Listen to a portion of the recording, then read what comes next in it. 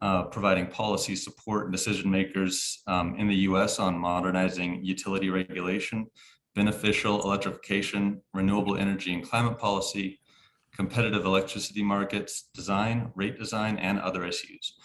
Jessica previously served as a senior policy analyst with the Oregon Department of Energy, where she was the agency lead analyst and advisor on climate and energy policy issues. Jessica holds a bachelor's degree in environmental economics and a master's degree in public policy from the University of California, Berkeley. Then we will hear from Gennelle Wilson. She is a senior associate in the carbon-free electricity program. She focuses on reforming utility business models using performance-based regulation and incentive mechanisms to foster a swift transition to a zero-emission electricity. In her time at RMI, Gennelle has provided PBR and PIM-focused technical support to PUCs, advocates, and other stakeholders in Hawaii, Washington, and North Carolina. Before I turn it over to the Honorable Commissioner Abigail Anthony from Rhode Island, she will be our esteemed moderator for this webinar today. And she is, of course, the chair of our working group. But let me first cover some administrative information. Now I'm going to go ahead and turn it over to Commissioner Anthony for her opening remarks. Great, thank you, Elliot. Good afternoon, everybody. Happy September. I hope that you're, I don't know, beginning of your school year, or at least the end of your week here is off to a good start. And yeah, I am really glad to have Jessica and Gennelle here to help us really examine and litigate the purpose and the value of metrics and targets in the context of performance regulation. You know, to me, and we've talked about this on a lot of our previous calls, but to me, performance regulation is really about motivating improved outcomes and then sharing the value that's created between customers and the utility. But both in my experience and sort of what I observe in the literature, metrics often end up being about measuring specific actions that the utility takes or that stakeholders want the utility to take. So today I'm going to be listening to Jessica and Gennelle to understand how we can identify metrics that are truly outcome-based and can be used to effectuate performance regulation. And then in the conversation that I'd like to have amongst ourselves at the very end of this agenda with our last 15 minutes is what it would actually take to implement truly outcome-based performance regulation in the face of utility and stakeholder resistance. And so with that, I think what we're going to do is have Jessica and then Gennelle give their presentations, and then we'll have time for questions. Yep. That is the plan. I will start sharing my screen.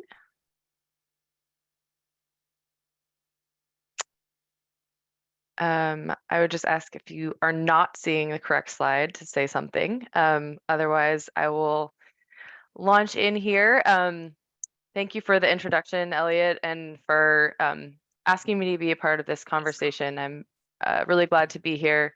Looking forward to your questions and the discussion around performance targets. So just to jump right in to what I'm hoping to cover, I wanted to do a quick recap of the things that you've talked about already in this series. So in your April webinar around goals, outcomes, and metrics, and try to connect those topics and what you've already covered to what we're focused on here today, which I think is setting targets.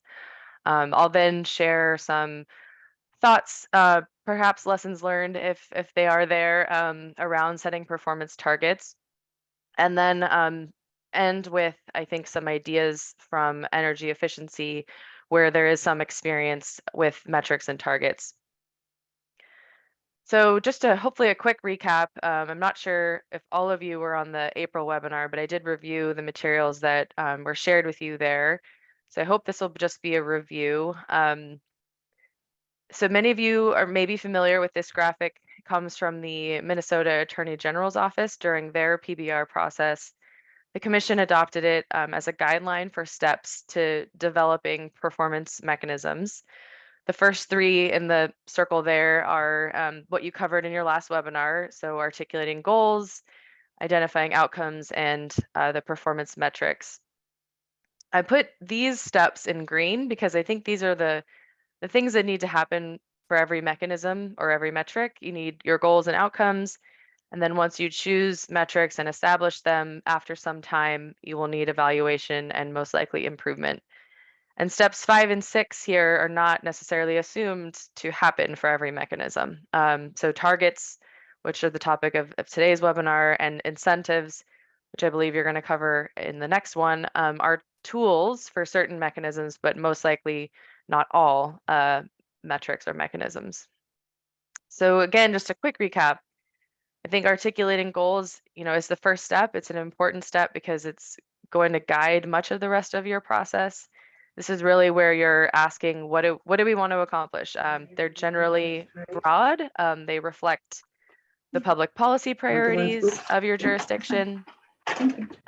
Somebody's not on mute, just so you know. They're generally broad, like I said, with the specifics to kind of come at later steps.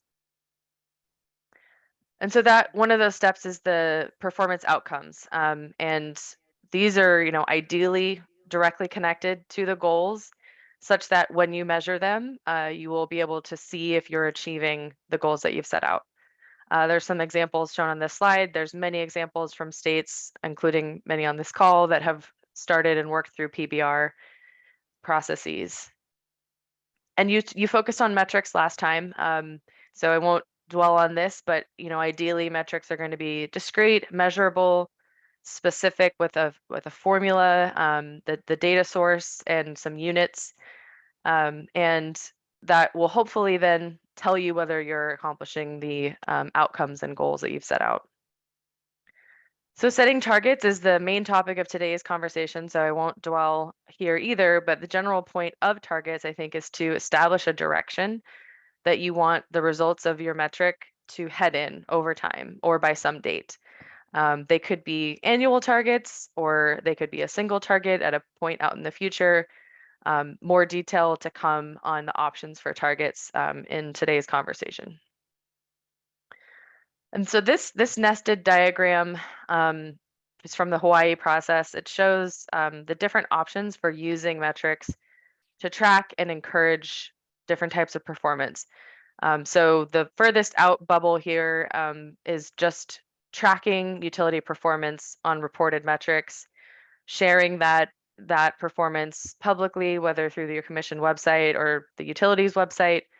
Publicizing this performance might be as far as you want to go if you have maybe no experience with performance metrics, or you're just trying out a new metric. The next sort of step up, or within the next nested bubble here, is to compare or rank that performance against a benchmark or a target, which is what we're going to talk about today, or perhaps comparing utilities against each other. And then finally, the third option is to do all of the above, but also tie a financial consequence, either an incentive or a penalty. And so again, I hope this is mostly just review from last time to kind of level set the connection between what you've covered before and targets. And so I'll kind of jump now to sharing some general thoughts on setting targets. These observations are based on basically my experience and RAP's work generally on PBR over the years. So not a comprehensive set of considerations, but I hope helpful nonetheless. So I'll walk through these quickly here. The first is around priorities. I think just to reiterate, this is an important step really for the whole process. And if you don't really have clarity on your priority goals and outcomes, it can be hard when it comes to targets, because it's hard then to decide if a target is really needed or how stringent it should be. Understanding the data, number 2 here. Of course, regulators have the ability to ask for information that they need, but it's important to then take the time to understand what that data is telling you, which could mean just creating a scorecard system for some time prior to setting a target, or starting now in other processes that you have like IRP or DSP, asking for things, asking for information so that you have the ability to set targets in a few years down the road. Third, considering these things outside of rate cases. I think there are varying opinions on this, but I do think there's some consensus forming that rate cases are really full of other highly contentious issues, and it's hard to have a productive conversation there about performance metrics and targets. Clarifying how the utility's actions influences the outcomes that you're interested in. This is, I think Commissioner Anthony is sort of alluding to this, important for setting metrics. Ideally, you're going to be working with metrics that are directly connected back to your outcomes and that the utilities have some influence over. And then understanding what that influence is can help inform what target you want to set. It can help you trying to understand what is going to happen under business as usual. How does a utility already influence this metric that I'm interested in, or what might be possible if I offered an incentive? Fifth here, connection between targets and the public interest. Ideally, there's going to be some direct connection between your target that you might set and some societal or public outcome that you're trying to promote. So when you're thinking about what is an appropriate target, maybe ask what is required or demanded by the public interest, which could show you, in fact, that certain things don't require a stringent target. For example, I think reliability is kind of an interesting one because there are diminishing returns to achieving sort of more and more reliability. So what is that level of service that produces the outcome that you actually want? And the other part of this bullet is the communication of this connection. This is, I think, something that's often lacking in the performance systems that we see to date, which is to communicate to the public how value has been created through these better outcomes. And I think targets are really helpful for making that connection to the public interest. And then finally, learning from challenges, or you might call them mistakes. There tends to be a desire to get everything right from the very beginning, which is understandable, but often quite hard to do, practically speaking. Circumstances change. You may realize a metric or a target isn't working how you wanted. It's important to step back and consider, what can we do to help avoid this in the future? What pieces of information are missing? And I also think this is an excellent time to think about a stakeholder collaborative of some kind to try to agree on changes that need to be made to just try to shore up, broader support. I haven't been able to observe the PBR processes in every state, so I'm sure there are many that are doing pieces of this well. But I do think Hawaii is an interesting one. It's doing many of these things well. They're still in early days of collecting data and reviewing performance on their new PIMs. So maybe that last bullet, we still have sort of TBD, but like I said, I'm sure there's many of you here that are hopefully doing many of these things well. I want to share some options here now related to setting targets. The first logical question might be to ask what's already been happening, what's been the performance of the utilities to date, if that data exists. For some things, there might be data that's been reported to you at the commission, like reliability. For others, the data might be available from a non-utility source or from data that utilities have given to other entities like FERC or EIA, or there just might not be historical data. And this is where a decision needs to be made about whether to move forward with a target based on something else or to spend, at least a couple of years tracking data to determine historical performance. So one approach to thinking about targets is whether there's some legislative or otherwise broadly accepted goal. The examples on this slide are actually legislative requirements for greenhouse gas reductions from electric utilities. So these are targets, but they also happen to be legislative requirements. Commissions might want to develop interim targets to make sure utilities are making regular progress. In some cases, perhaps a commission, if there's good justification for it, might want to accelerate the achievement of these targets and maybe even create an incentive that would reward that acceleration. A slightly different list of goals that I could have shared here would be all of the states that have non-binding economy-wide greenhouse gas goals, and a commission might look at those goals as a way to develop a target for electric and gas utilities to contribute to the accomplishment of that statewide goal. So this is one option, sort of thinking about legislative or otherwise broadly accepted goals. Maybe that's not the case, but maybe there's existing research from a state institution or a national lab or some other trusted source that could be a good indicator of an appropriate target. these are just screenshots from reports and websites from different states that all have sort of landed on 6% as a target level to reduce energy burden to. Again, just an example, but perhaps through a process of discussion and comment, a commission could explore what's out there, what available resources are there to make a determination of an ideal target. And then I think an important consideration, which is a tricky one, is attempting to understand what would happen without the target. So under business as usual conditions, this is, I think, particularly important if you're thinking about attaching a financial payment, because of course we don't want to pay for something that would have happened anyway, which can be challenging to get right because we're talking about forecasting. So there's necessarily assumptions involved here. Two possible examples or sources are shown here for illustration for things like EV adoption. On the left, there are multiple entities now doing forecasts. So you might be able to get a sense for a reasonable target from looking at some of that. And I also think utility IRPs, where they are conducted and where you're confident in them, could be a useful source of information, at least for what the utility itself is saying is likely to happen under a reference case, which is what is shown on the right-hand side of the slide here as an IRP snapshot. So I'll use the remainder of my time to just share some thoughts, maybe lessons learned, like I said, from the experience with energy efficiency, where there have been, many years now of metrics, targets, and incentives related to efficiency.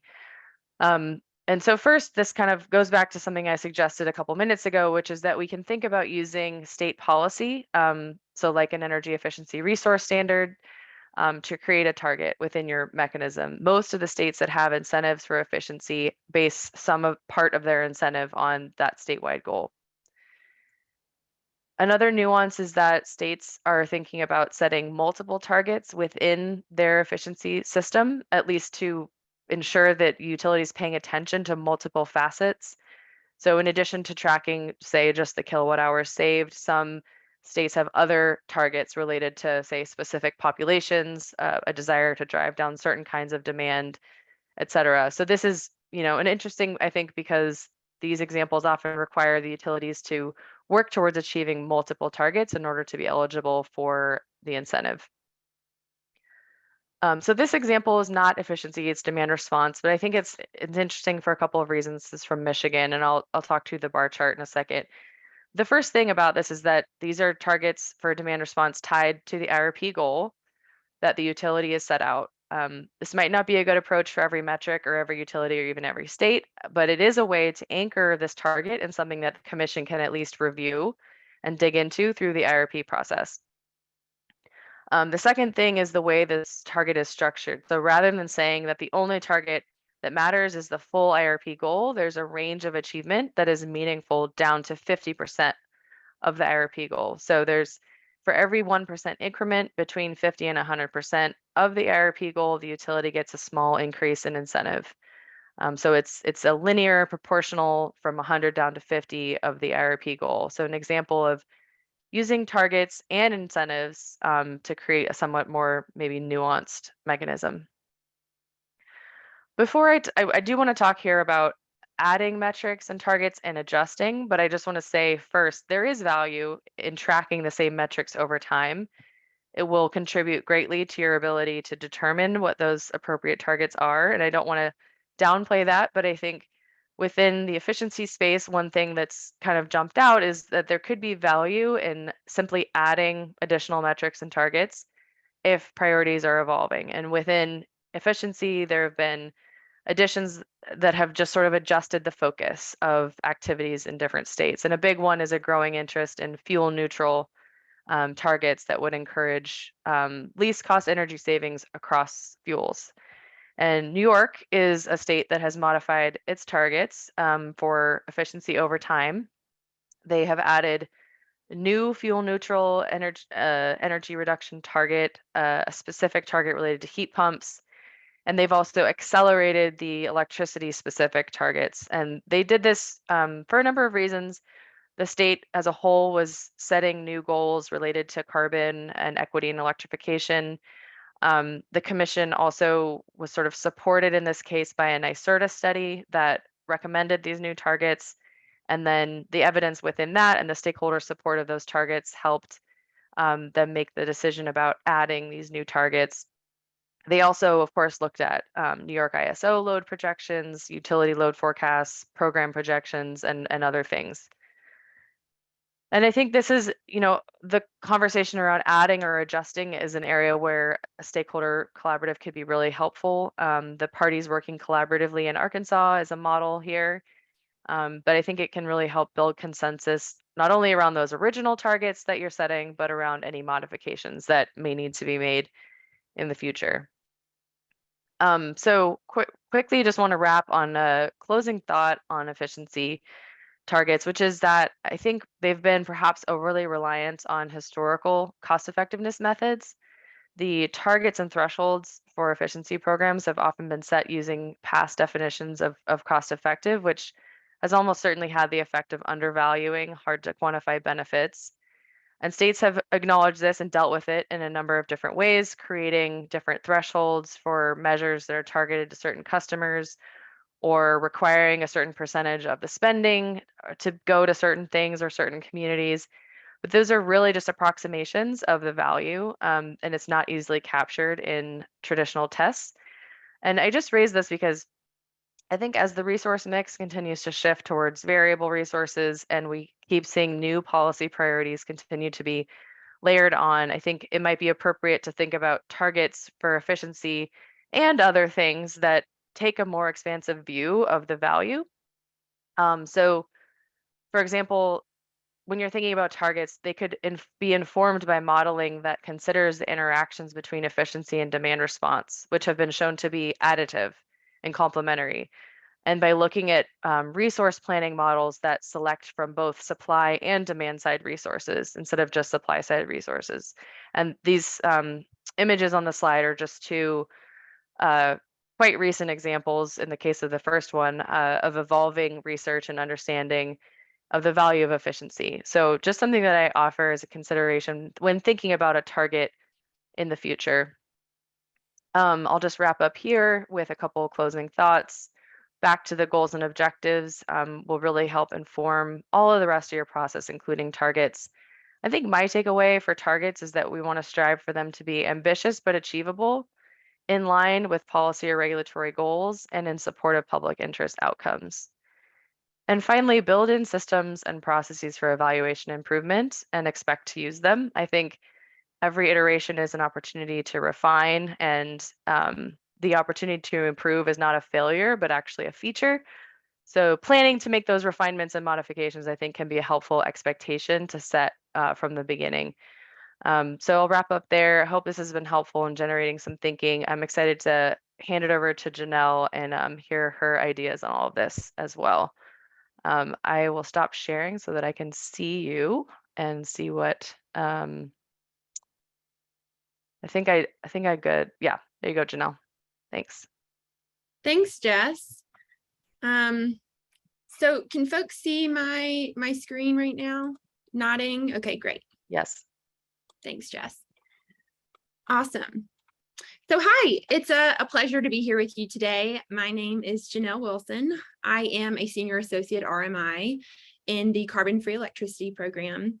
RMI is a 501c3 nonprofit headquartered in Colorado, and the team I work on provides support to commissions in a number of states on PBR efforts: Hawaii, Nevada, New York, and several others. And at RMI, we see PBR and other tools that align the utility's business model with performance as crucial levers to support the energy transition that is needed.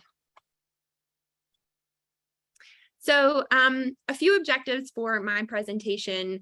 I too am going to explore some of the key considerations for performance target setting. And I'd also like to discuss some relevant factors for the implementation and oversight of performance targets. My presentation is going to dovetail really nicely with Jess's, and I'm going to use, but perhaps takes a little bit of a different approach to exploring these topics. And I'm going to use some key examples to help explore and make some of these considerations tangible. So this visual looks very similar to the visual that Jess just explored. And back in April, my colleague Rachel Gold shared this, this visual or this graphic. If you imagine this as a pyramid that you're looking at from above, it underscores that performance mechanism is built upon a foundation of a clear policy goal and regulatory outcome. Jess just reiterated this multiple times in her presentation. I'm reiterating it again because clear and explicit, being clear and explicit about the policy goal and regulatory outcome that you're intending to achieve is key to setting a target. It will help stakeholders, the commission, and the utility develop or propose targets that are meaningfully helpful in terms of informing commission decision-making going forward. And performance mechanisms have a variety of value propositions, but one key one is to be a decision-making aid for regulators in their role of overseeing and ensuring the implementation of policy goals. So there are several key considerations that I would like to discuss for setting and designing targets. And in each case, I'll offer a real-world example to make it tangible. So the gold standard in target setting is, I think, pretty obvious. We want to have access to a trove of historical data that can be used to calculate a metric for past years and to understand how the utility would have performed against a certain mechanism. This is used to create a benchmark, and the benchmark is in turn used to derive a target that constitutes an achievable performance improvement, or at the very least ensures no backsliding in performance. And there's a wealth of data that can be used in target setting. Utilities have so much information on their activities, the grid, their systems, et cetera, that can be used to inform performance target setting. As I'll talk about more in just a few minutes when I cover information asymmetry, getting access to the data itself may be challenging in certain circumstances, but it oftentimes does exist. However, there are inevitably some cases where historical data is scarce or non-existent, particularly for emergent outcomes like equity, climate forward efficiency, beneficial electrification. So you could employ an incremental approach where you create a metric and then you observe reporting against that metric over several years to develop a baseline and then later set a target. But you know, this can be a strategy to help define that target. However, if you don't want to take that approach, there are a few creative ways to get around the barrier of not having that historical data, such as Jess mentioned, policy goals. Another one is utility commitments, assumptions that are used in the planning process, potential studies, and then of course, benchmarking against peer utilities.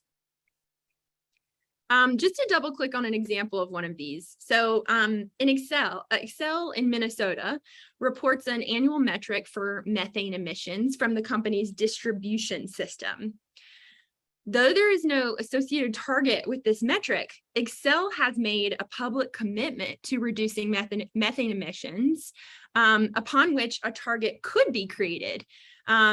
The utility has committed to One Future, which is a coalition of natural gas companies that are voluntarily committed to reducing methane to less than 1% across the gas value chain. And since Excel's first annual report of performance metrics and incentives, the Commission has ordered Excel to expand the applicability of its methane emission reporting to include upstream emissions. And in 2 years' time, Excel will be required to further expand its methane emission reporting to reflect the full fuel cycle. So the second consideration I'll double click on relates to how targets can be structured.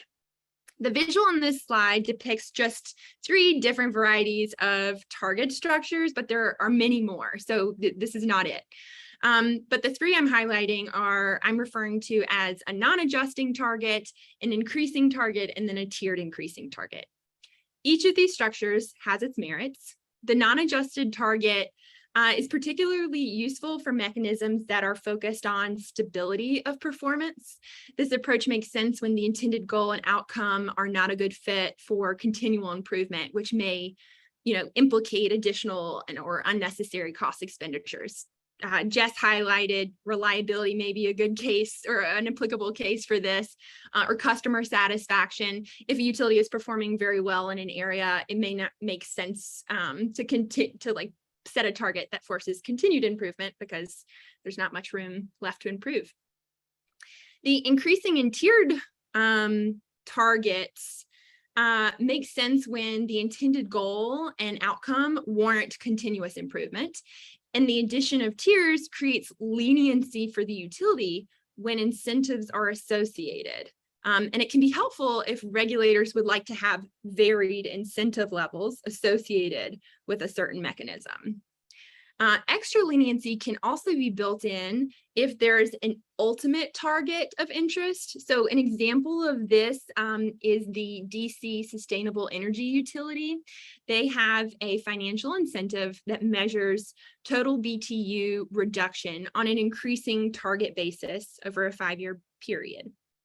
Each year has an associated target and an equal annual incentive.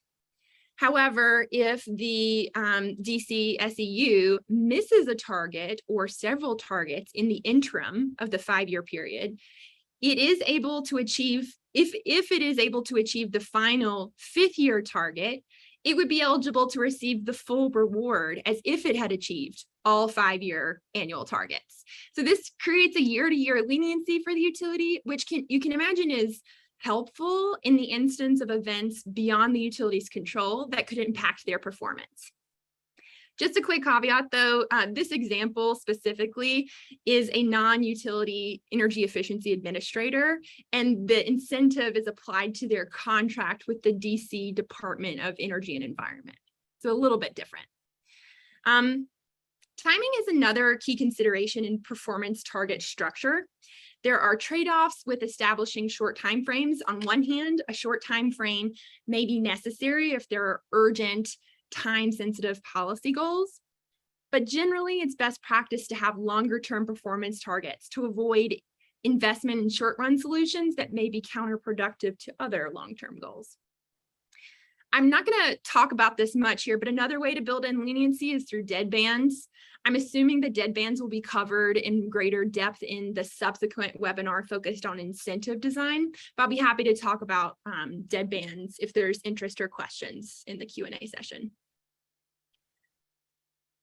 Mathematical and statistical principles have implications on the analysis of historical data that's then used to derive a benchmark and set a performance target. So a prime example of this is the interconnection approval PIM in Hawaii. The PUC is interested in seeing the utility decrease the average time it takes for distributed resources to be energized or interconnected. So the PUC used 3 years of historical data on the time taken to achieve energization of thousands of systems to calculate an annual average to date. But inevitably, an average method for determining a target is subject or vulnerable to skewness, particularly when you think that some systems may take longer to connect for whatever reason. So the PUC came up with an approach of an adjusted mean that would cap outliers that exceed 2 standard deviations above the mean. So just threading the needle here a bit to the previous topic of target structure, you can imagine that this interconnection approval PIM would be an example of one that would eventually evolve from an annually decreasing target to a non-adjusting target, assuming that the utility is successful at decreasing the average number of days to energize projects. But the bottom line here is that when historical data of any kind is on hand, considerations such as what key factors may have impacted historical performance and how that historical data is analyzed to derive a target are important. So like many aspects of utility regulation, Information asymmetry often presents a challenge in target setting. I mentioned earlier that there's a wealth of data that utilities have on their activities, their operations, customers, etc.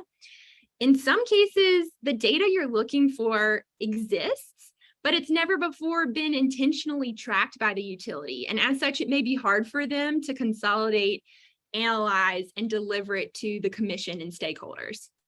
The learning curve here may be non-trivial and involve the creation of new databases that collate data from a variety of internal information systems. Still, there are other cases where the data may not exist, as I mentioned earlier, but there may be a trove of proxy or related data that could be useful in setting a target. One of the best ways for addressing information asymmetry is to build time into the proceeding for information requests. The PUC can issue its own IRs or data requests, but can also set ground rules that other parties in the proceeding are allowed to request data to inform their own efforts to design performance mechanisms. Continuing the previous example of the Hawaiian Electric interconnection approval PIM, the PUC had to issue more than 5 information requests in order to require not just the data that was needed to calculate the benchmark, but also to arrive at a level of granularity, formatting, and accuracy that was appropriate to set the target. This example, I think, is helpful in terms of setting expectations about the patience and diligence that may be necessary to acquire the information needed to set the target. And of course, eliminating information asymmetry through the creation of a portfolio of metrics with the goal of later adding targets is totally valid and an effective strategy to address the concern of information asymmetry. This is an approach I think that Minnesota is using in its PBR proceeding. So the final consideration regarding target setting that I'll cover is cost and the cost implications of a performance target. There are a variety of ways in which a target will translate into cost. Activities that the utility undertakes to achieve the desired target, investments, the cost of oversight and tracking their performance, which may involve purchase of new systems or creation of databases, and then reporting, which depending on the requirements from the commission may involve website or data visualization costs. The costs and benefits associated with a given mechanism should be estimated and taken into consideration. This is an important component of ensuring that, in particular, PIMs are net beneficial for the public interest. Regulators can do this exercise themselves. They could require the utility to do it, or they can invite analysis from other stakeholders in the proceeding. If quantitative analysis is not possible, and we know it's not always possible, regulators can at least consider qualitatively discussing and analyzing the costs and benefits to customers. If a utility and the PUC deem that costs are sizable, it may lead to questions regarding the approval of additional spending. All right, so now I'd like to transition and talk a little bit about relevant factors in the implementation of performance targets. I'm going to cover modification of performance targets and then presenting the data and making it accessible. When should a performance target be modified? This is a question with no clear-cut answer, but there are some rules of thumb regarding the circumstances in which a target may warrant modification. The underlying policy or regulatory of the goal of the state may have changed. In this case, a change in the target may also be necessitated.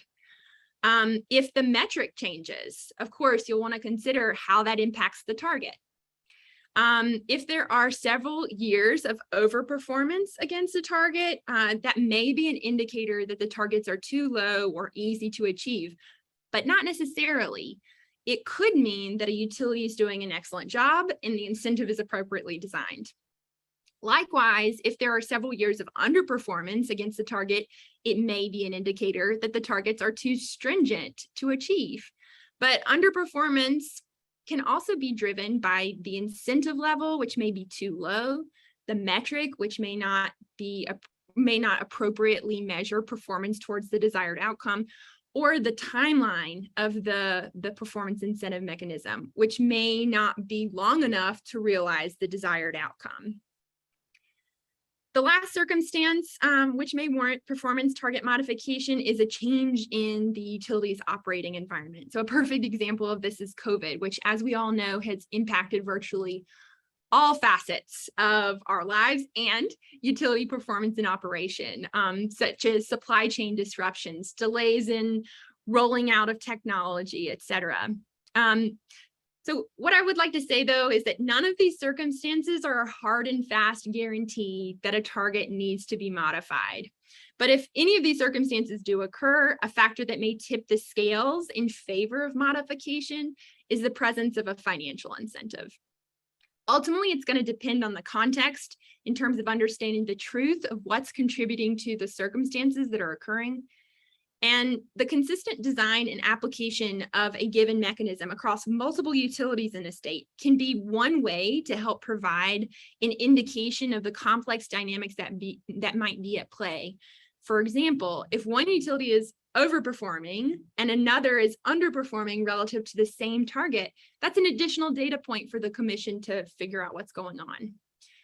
So a real-world example here is of a performance mechanism whose target was modified without accompanying adjustments to other components of the mechanism, is a Con Ed deeper energy savings and beneficial electrification earning adjustment mechanisms in New York. So a driving factor for that change was a change in state targets for energy efficiency. Another example of a target modification is the Minnesota Shared Savings Financial Mechanism, which has been in place for quite a while and has been modified iteratively over time. And the current version was approved in 2010, and then in 2020, the commission approved additional targets such that a higher incentive could be earned if savings of 2% and 1.2% of retail sales respectively for electric and gas utilities were achieved. So the bottom line here is where performance targets have changed, it's not always a sign that the targets were first set incorrectly. Indeed, as Jess mentioned earlier, many performance mechanisms are designed to evolve over time as more data is collected and there are higher expectations for performance. It's important to flag that modification of a target has trade-offs. If you modify a target and its associated metric, it may implicate a setback in terms of establishing a consistent benchmark. Theoretically, if you modify only the target, this wouldn't be an issue, but practically speaking, metrics are frequently adjusted simultaneously to changes in performance targets. If you modify a target associated with the PIM, the financial implications for the utility may be impacted in terms of the outlay of resources that are necessary for them to achieve the target, which may have downstream consequences on the potency of the incentive. So to make this a little bit more tangible, consider a scenario in which a target has been increased, which means that the cost to the utility to achieve the target is now more expensive. If the costs are not outweighed by the reward, then the utility may be less likely to outlay those resources to achieve the higher target. Frequent modifications may also impact broader perceptions of regulatory stability, which may have consequences in terms of the utility's credit rating and financial outlook. But regulatory stability doesn't just implicate a utility's finances. Chasing a moving target may be challenging for a utility, given that often achieving a target or a goal is a reflection of a multi-year effort. So in light of these trade-offs, target modification should not be undertaken lightly.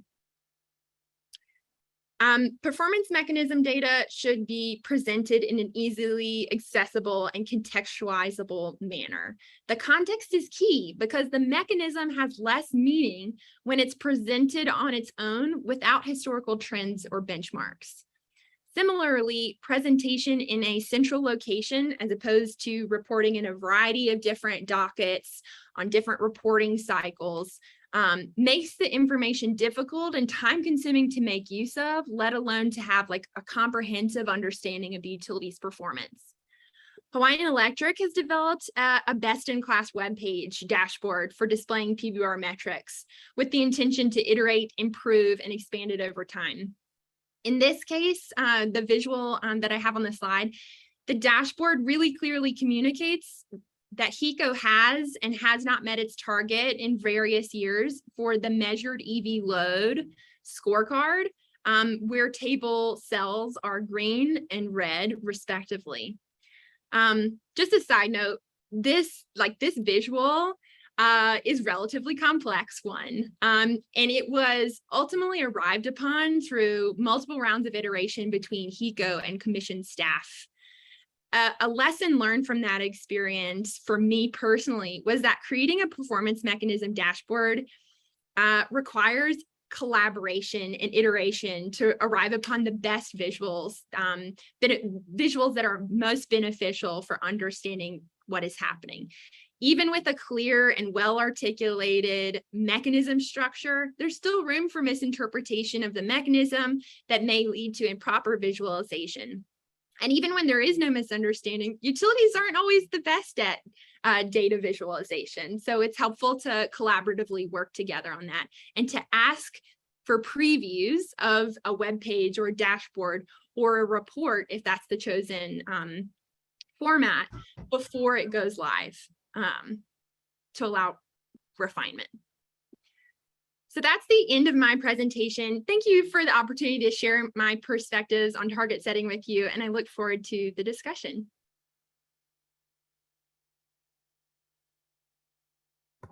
Thanks, Jessica. Thanks, Gennelle. We have quite some time here for questions from the participating commissioners and any staff who are on our call today before we sort of go into a more of a private roundtable discussion. And I wrote down a few questions as you were going through your presentations, and I'd be happy to start and let people gather their own thoughts. One thing that I noticed, Jessica, early